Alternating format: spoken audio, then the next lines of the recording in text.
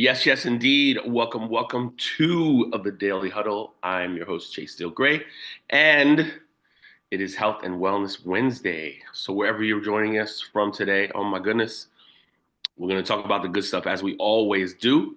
And I just want to give a special shout out to my guest before I introduce him because he's coming to us from Spain today, which is very powerful because that's just the kind of guy he is.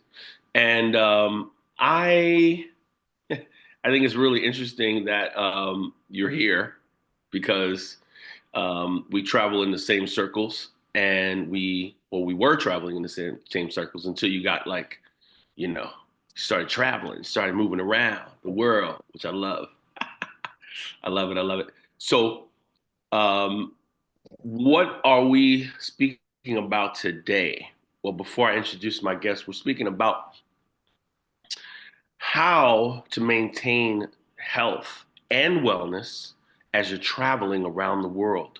And these specific things that I talk about, or that we're going to talk about today, it's I think it can be I think it can be connected to people who are on the land as well, right? This is not just for traveling, but I say that because Scout and I are in this business that we are moving around a lot, right? So let me tell you a little bit about Scout. No one seems to feel lukewarm about Scott Ford. New York City rock and roll, blues, funk, pop, country, reggae vocalist is intense and draws intense responses. Most people rave about his voice and style, which is strong tenor singing out soulfully with passionate intensity. Surprisingly, the gospel sound that some say he has comes from DooWop, but is not limited to that sound. Through hard work, he made his way in New York City live music scene in Greenwich Village and its surrounding area, working at Cafe Wild Groove, Arthur's Tavern, the Red Lion, Fat Cat. Further uptown, he sang in Prohibition and has been repeated Blues Artist of the Month at Ashford and Simpson's Sugar Bar, as well as their world-famous open mic on Thursdays. What I want to tell you about Scout outside of this, because this bio is packed. It's thick like a big ham sandwich. So many things on there, right? But you know what? Scout is a great guy. We've been on stages together all around the top places in New York City. And I'm going to tell you before I introduce him a quick little story. When I didn't know about Scout, someone told me, "Hey, Scout." I'm like, "Who's this Scout? This guy?" "Oh, you don't usually see him because you guys are both powerful front people, so they use you separately." I was like, "Oh, interesting." So one day I couldn't do a gig, and I heard Scout was filling in for me. So when the gig was finished, I said to the band leader, "How was Scout? How did everything go?" He goes, "He's a great guy. I don't know where he is when we're performing because he's out in the audience. He's with the audience. He's with the people. He's eating. He's got his arm around them. I don't know where he is. I'm calling the song. Where's Scout? Where is he? He's a good guy though. He's a good performer." And I just thought that was so hilarious, like because he's an intimate guy. He wants to touch people. He wants to be next to people. He wants them to feel his energy, and that's what I respect about him so much. I love him like a brother. Please welcome to the Daily Huddle, Mr. Scout Ford. Hey y'all, I I'm trying not to cheese while he's doing this intro. I really appreciate it more than y'all know. Uh, I'm one of the most extroverted, introverted people you will meet. I'm really friendly, but I can get embarrassed really easy, quiet as it's kept. So I really appreciate that. Um, I I hope that I can share some stuff with y'all that might help you in your travels as if you're traveling around the country or doing stuff outside the country of what to not only what to eat, but what to avoid if you're not from that area. Because I've seen some people eat some stuff and they paid for it Yeah. dearly. You know, right. What I want to ask you first and foremost is, do you have any daily regimens that come from the land onto the travel? Like some things you would suggest to keep yourself fluid as a vocalist, as a dancer, as an engager? What do you do? What is the thing that, oh, I do this no matter where I go? Well, I everybody's unique and has their own idiosyncrasies. Yes, sir. For I'm going to start off with singers and then go to dancers or people. For most singers, what I would advise them to do is that if they're going to be traveling, the most important thing is to make sure that you have a water supply with you no matter where you go. You don't want to be cramping up. Cramping up sucks. That happened to somebody during this tour. They came up on the stage and all of a sudden they actually caught two things at the same time. They caught a cramp and a Charlie horse at the same time in their leg. They were stepping up and all of a sudden a shot of pain went through it went through their left leg. It was so bad. They were supposed to exit stage left and they couldn't even walk to stage left. They had to go stage right. That's how bad his leg was. He couldn't even walk to the left. He had to walk to the right. So you got to make sure you drink your water so you don't catch cramps. And that's true for dancers and singers. That's, to me, true for both. You don't want to overhydrate, but you don't want to miss out on drinking your water. No, sir. The second thing for vocalists that one of my teachers taught me is that you really don't, most singers don't want to do dairy, because it creates phlegm, specifically for singers. You want to have something that's similar to your pH of your saliva, which tends to be apples or apple cider specifically. You want to have that not right before you sing, but not too long before you sing. Right. But if you can get an apple, it's even better. I'm the exception to the rule. You typically don't want to do lemon or stuff like that, which will dry you out. And I'm an exception to the rule in terms of milk and stuff like that. I will have milk in my tea because I don't really do coffee. That's just me. Mainly because I tend to be really dry for whatever reason. So to combat that, I will have tea with milk. I never drink it straight up, but I will have tea with milk to combat that. You have to figure out what works for you. And for me, that works because I tend to get dry. The other thing, when it comes to food, I try to do like a lot of salads and fruits and stuff like that, especially when I'm on the road, because different places make you. All right, the meat that you eat, depending on what country you're going to, can be different. Fruits tend to be things that will not adversely affect you. That's why I try to do cereals and stuff with mostly fruits. If I'm going to do meats, it depends on what country I'm going to. If I'm going to any African country, I tend to do fish. I tend not to do the meat because the way food is prepared in Africa, the type of meat they have, they're most Americans or people. And when I mean Americans, I mean from the American continent, not the United States of America. Right. There's things in the meat there that Africans have no problem digesting, or have no problem eating and not having an adverse effect to. If you're an American or you're not from Africa, typically, if you eat that meat, you will be in the bathroom for days. It will let you know you are alive. For real. Or because you will not be dead. You can't be dead and feel that type of pain. And I'm going to be gastrointestinal pain. You cannot be dead and feel that pain. Oh my God. I said, I'm going to take a try. I ate a little bit and it was like, it was making my stomach doing flip-flops. There were other people on the tour that didn't listen and ate that stuff. And these were the people who were dancers. And it's a good thing they had 3 days off because they needed all 3 days, plus an additional one. When they were doing their dances, they were doing it nice and easy because they were not trying to have to wash their underwear. Dead serious. Lord have mercy. Yeah. Well, here we go. I still remember that vividly. And like I said, I ate just a little bit. I was like, let me take a taste. Maybe it won't be so bad. And that little bit turned, and they ate a whole steak, not listening. They told them before they left, do not eat this meat. Stick with the fish, stick with the fruit. Don't do it. Don't do it. Don't do it. So you got to watch what you're eating. Let me interject for one moment, if I may. I apologize for interrupting. As someone who is you're in Spain right now. What's the name of the city? Mm-hmm. I'm between two cities actually. One is called La Nuncia and the other one is Coloma. Okay. In that area where you're at, for example, you talked about having salads and fruits and so on and so forth. is it accessible for you to walk out of where you are and like, you know how in New York they have like fruit stands and so on and so Yeah, forth? Is that how you're yeah. taking? I can walk out. There's corner stores. I can go get stuff, cherry tomatoes, carrots, from the corner store, and then from where I'm at, there's a supermarket that's incredible. You can go there and get yourself a whole chicken that's grilled, that's healthy. Right. Um, the restaurant across the street, they have delicious food that's healthy. And the other thing, when you come to Europe as an American, all right, I'm gonna be more specific now.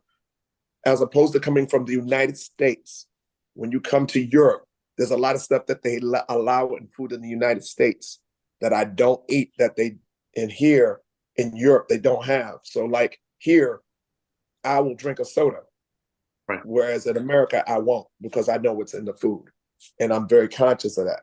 So I also pay attention to what they put in food here too, and it's a lot. I can eat a lot more stuff here without Right. having to worry about all the extra sugar and stuff like that. Yeah. Isn't that interesting how we have food in America that has a slew of things that the people in Europe don't allow in their food. Forget don't put in At it. all. They don't even allow it. Isn't that amazing? Yeah, Now, yeah.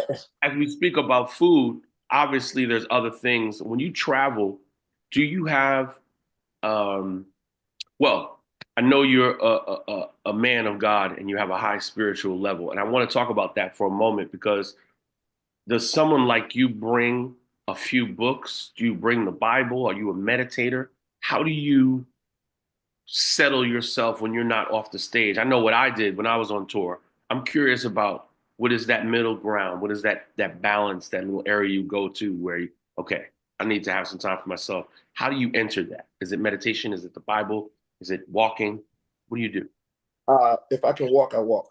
But for me, I just need to if I got a quiet room, all I need is me, a Nintendo Switch, which I travel with, and just some quiet time. That's all I need. And Right. then, there's certain people I call, and just, talk to them about certain things. I tend I I tend to make a point of making sure that I'm at peace, even if things are chaos. I try to make sure that I'm in environments that are like that, so Right. I'm not stressed out, because my family and friends tend to call me with their stuff, and I'm the one that's always counseling them.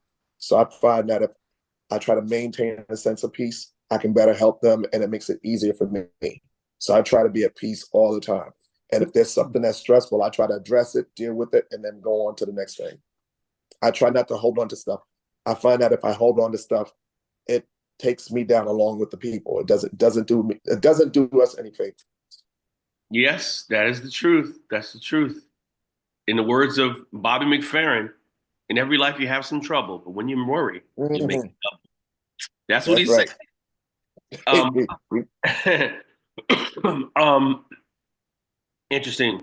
My good friend McKinley said it was suggested to me by a tour guide when you travel to a different country to eat less to allow your body to adjust to different microbes. Very smart. Very true. Very true. Thank you for that.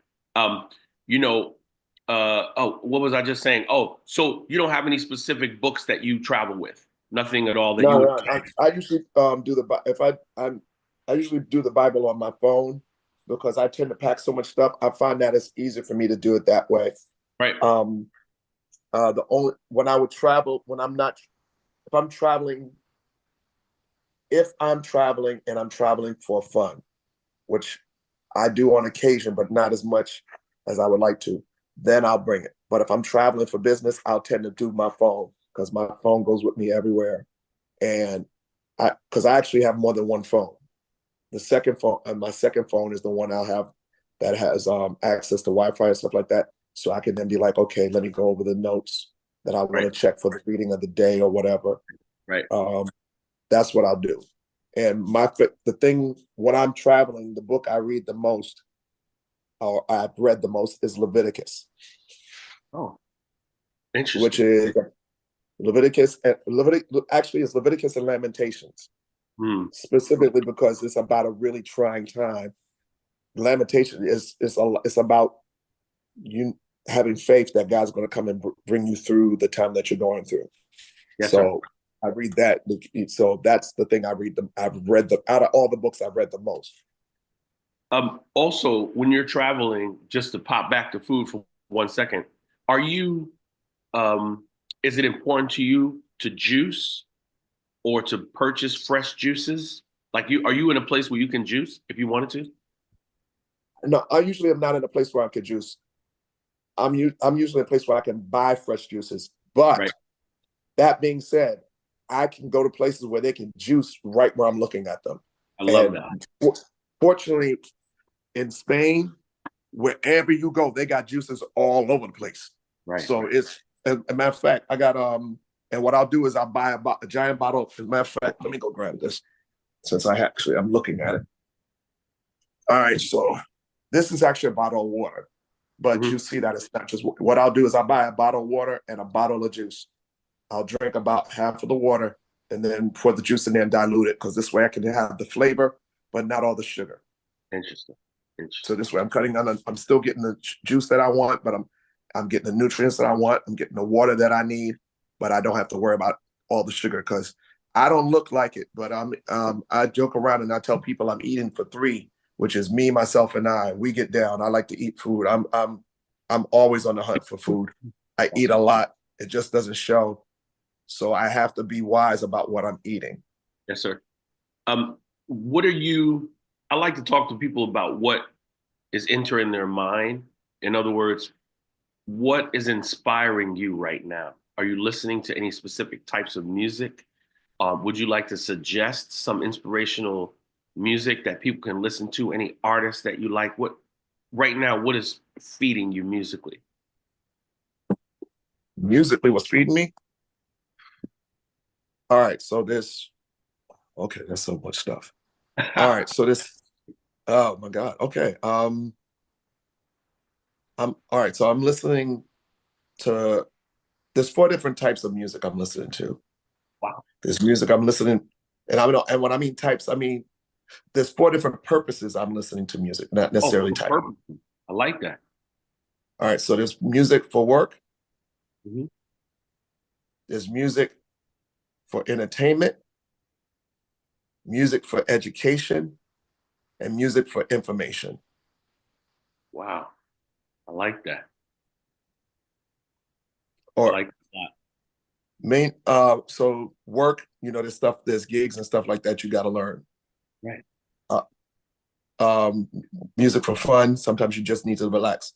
Now, information, there's music that will give you information about a certain style or stuff like that. It goes back to education. Um, and there's music I'm listening to like learn about different patterns and stuff like that. Like I was studying, uh, there's different things on specifically right now. There's stuff that I find online, specifically on Facebook, certain profiles where they're teaching you about rhythmic patterns, different patterns in like 11/8, 7/8. I've been talking to people about that. So I've been going back to listen to that. Then there's Right. stuff that's teaching, that's working on my ear. Because when I get back to America, I'm going to be going back to school because my son is now a bass player Hmm. and he's studying bass at LaGuardia. Wow. Great. He's basically the first chair in his squad. He's Amazing. learning how to sight read and stuff like that. So Right. I'm realizing when he was first starting, I was like, okay, I can't sight read, but he was able to show me where the key of D was on his bass. I said, okay, take it down 2/2 steps. I said, okay, that's the C on your chart there. I said, now it's just a half. I said, it's just 2/2 steps down. Now play the same scale. And at that point, I realized I needed to go back to school. So I'm Right. reading, I'm listening to music for different reasons. So it's not so Excellent. much styles, it's just different. I'm listening to it for different reasons, not a particular style. I'm listening to so many different types of music, mainly because of where I'm at and what I'm doing, because I have to sing or I'm going to be singing rock and roll, country, reggae, soca, a touch of merengue, Yiddish music. It is. Wow. So so I'm doing like all these different styles of music that I have to be at least knowledgeable in. Certain things I have to be proficient, other things I just have to be knowledgeable. Right, right. So I'm learning all this stuff. And then on top of that, I'm now trying to learn how to sight sing. That So, sight thing and is training my important, ear. bro. Get into that. Get Yeah. into that. That's important. Give me two artists that inspire you right now. Any two. Two artists. Okay. Samara Joy. Samara. The reason why she's inspiring me now is because I personally know Samara because her dad and her uncle are the bass player and drummer in my band. Yep, I knew that. I knew that. I did know. So her whole family, like if you think she's incredible, literally her whole family sings like that. Yep, and I mean it. From the grandfather down, all her uncles, her cousins, they all sing like that. It's not fair. It's not fair. Does anybody else feel my pain? It's not fair. You sing with them, and when you sing with them, you sound like an angel. It's like, it's not fair. I'm trying to get them to adopt me. Who else we got? So the second person that I've been listening to musically is an actual Cuban artist. I'd have to look up his name, and I saw him at Arthur's Tavern, and he's an Afro-Cuban / jazz artist. Oh, give me his name. I have to look up his name. I mean, his stuff it literally reminds me of funk mixed with Afro-Cuban music. You gotta send that to me as soon as we get off the Zoom side, as soon as you can find it. Listen, if anyone has any questions for Scout, please chime in right now. Went a little bit longer than I wanted to, but I wanted to get that information. McKinley said, I've never studied solfege singing. I'm actually starting to work on my ear so I can learn how to do that. Because that's one of the things, that's one of the video programs that I'm checking. Excellent. So when I was getting ready for this trip, I realized my bag was packed. I could not pack a little keyboard. It would have gotten destroyed. So I'm going to be getting one while I'm here and buying another bag so I can then start working on my ear and doing that. That's one of the schools of music that I'm going to be working in, so I can work on my ear training. It'll do you no harm, my brother. It'll do you no harm. Thank you. You're right. I have good relative pitch, but I'm glad this whole experience made me realize I'm glad I do not have perfect pitch, because I realized from people that I know that have it, that when stuff is out of key, it is painful to them. And I've gotten to the point over the years, because when I first started, I didn't have an ear because I didn't have that skill. I had to develop that over a 10-year period. And then when I could finally hear when people are out of tune, how bad it is, I realized how excruciating it can be. So I'm really glad I have relative pitch. I'm so glad I don't have perfect pitch, because that's pain that you don't want. Right. I've heard that. I've had that conversation with many people. So if anyone else has any comment, please step on in right now, as time has its way with us, as it always does. What was I going to say? I had a question or something else I was going to say, and I just lost it for a second. Anyhow, I wanted to give you kind of like a last word, or kind of an over what's the word I'm looking for? A last thought, or something that can kind of blanket over everything about health, or being in a place of peace in general, in your life, or in your anything you want to say that maybe people can take with them. Okay. So it's gonna be two parts. I knew you had it right there in the holster, bro. I knew you had it right there.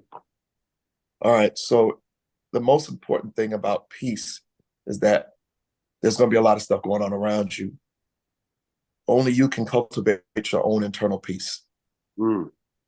You determine how the stuff that's around you affects you. What people say and talk about you, be it good or negative, cannot be the determining factor of whether you have peace in yourself. You have to find that for yourself and make that for yourself. Okay, that's one. Two, if you're traveling, you have to protect yourself and what comes into your body. You have to have that discipline. You have to have that discipline. If you do not, you there's an expression, if you don't check yourself, you'll wreck yourself. I'm paraphrasing. Can't believe you just said that. Wow. I'll tell you why afterwards. Go ahead. Because if because and I'm gonna share something with you. I made I was doing so much stuff for other people in my life that I let myself suffer, and that I wound up becoming sick because I wasn't taking care of myself. Mm, Because if I don't take care of myself, I can't take care of anybody else. right. Because I am a caregiver. I've been a caregiver, but I realize I need to make sure that I'm right. And then I can do a good job. So those are the two things that I need you to take care of. Very powerful. I knew you would have that. I knew you would thread the needle on that. I knew it. That's why I asked you that. Um, man, I have I'm. a quick question. Oh, go right ahead. Peace again, Scout. When you travel, do you find that your digestive system shifts? Like, do you have do your body have a clock of elimination and stuff like that? And when you go to another country, is that thrown off? Is that consistent? No, I don't tend to have a problem because when I travel, it, all right, first off, I look up where I'm going, what type of food is going to be there, what I'm going to be eating. So particularly because of that first tour where people were eating the beef, I'm like, I'm never making that mistake ever again in life. So I always find out what is it that I can eat where I'm going that will not have an adverse effect on me, and I stick to that. And then since I do that, and I try to make sure I do vegetables and stuff like that, I've never had a problem after that, no matter where I go. And I tend to have a really decent iron stomach. I just make sure that if I'm going to eat stuff, I'm conscious of what I'm eating. I try not to have too many sugars. Like when I went on this tour, I stopped in Mallorca. I went to the airport and I got myself a pastry. I bit into it, and as soon as I bit into it, I was like, "Nope, we're not doing this," because I could taste all the sugar and stuff. I was like, "Nope, not doing this." I had one bite. I was like, "I'm going to find something else." I'm very conscious. I eat a lot, but I'm very conscious about what I eat because I know if I don't eat, my mouth will start getting watery and be like, my stomach will start turning and be like, "You know what you need to do. I don't know what you're waiting on. You really much don't play with me."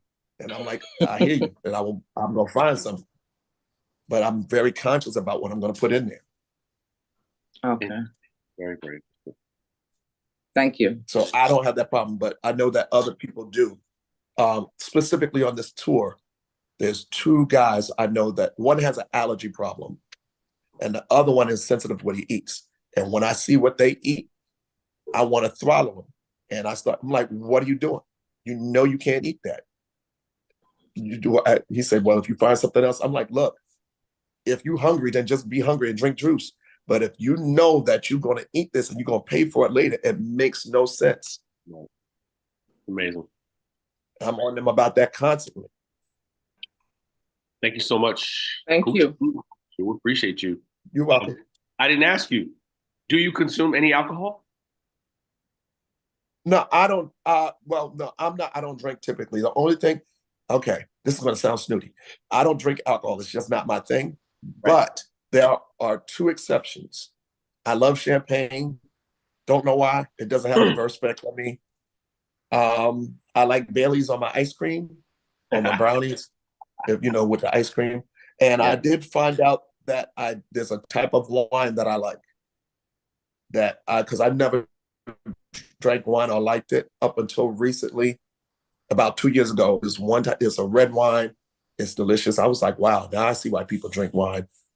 And one specific type of beer, which is made from cherries. That's it. That's it. I'm a cheap date. So my brother, I appreciate you. And I just had a flashback to when I was going into the hospital to see my uncle. who passed after that, and you were there. And I don't know why that moment came into my head, but just to let everybody know, I was visiting my uncle in the hospital who had passed. And as I was walking into this hospital, I saw Scout in a wheelchair.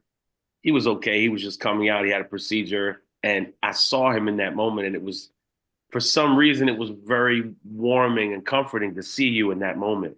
And although we'll never know why we were there in that place at the same time, it was very healing and it was very fluid and it was very, it just had that, it happened right at the right moment. So I want to thank you for that and all of your prayers and the moment that you gave for me then was, I don't know, it was just perfect. It was perfect. The reason why that happened was because, remember when I was just telling you about taking care of yourself? Yes, sir. The reason why I was in that position was because I hadn't been taking care of myself. But I was like, okay, I need to change that. So that's why I was there, because I was doing the work to make sure that I would be well, to make sure I could help other folks, to help my family and to take care of stuff. And I appreciate that so much. Well, my good people, time has had its way with us once again, as it does. And before I leave you today, I want to just give you our tenets that we're here Monday through Friday, different hosts every day, different topics, from health and wellness to money. We talk about spirituality. We talk about relationships. We talk about professionalism. So if you come here every day at 9 o'clock, you're going to get something. But we have our tenets. First of all, to love more than you think you should, love more than you are right now. Love your neighbor, love the people that you didn't love before. Give it a shot, right? Live out loud. Please live out loud. Go after the things that really, really excite you, right? Move the body, move consciously every day, walking, running, biking, blading. Let the body know you appreciate it and get involved in that, right? Also, eat mostly plant-based if you can, right? I'm not gonna come on and be some sort of vegan, vegetarian, god of life. I'm about 85% plant-based in my life.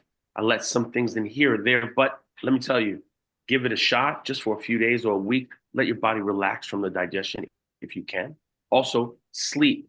If you're sleeping 5 or 6 hours, sleep 7 or 8. Do what you can and let the body rest so that it can rebuild. And in the morning, that word break fast, as long as you can before you put the first food in your body. Very, very powerful. And also laugh, people, laugh. Go online and look at something to make you laugh. If you're in a place that you can't get out of, get closer to somebody who makes you feel a little more free and upbeat, right? And please, please, just check yourself before you wreck yourself. I said that to you, Scout, because you said one of our tenets without me prompting you. I just thought that was really interesting. Of course you did. Of course you did. You're Scout. And I just thought that was really, really great. But please join us on another day, and please allow us to bring some joy into your life however we can on any day of the week. Scout, take care of yourself out there in Spain. Sing those songs, meet those people. I appreciate you. I love you. There's nothing you can do about it. You're my brother, and I appreciate you so much. We always have such great connection. Thank you so much, my brother. Thank you, my brother. I would like to wish everyone before we go. Thank you. Christmas, Hanukkah, Kwanzaa, festivals for the rest of us, Three Kings Day and Boxing Day. I know the season's over, but you can still spread the joy. All right. I like that. Scout.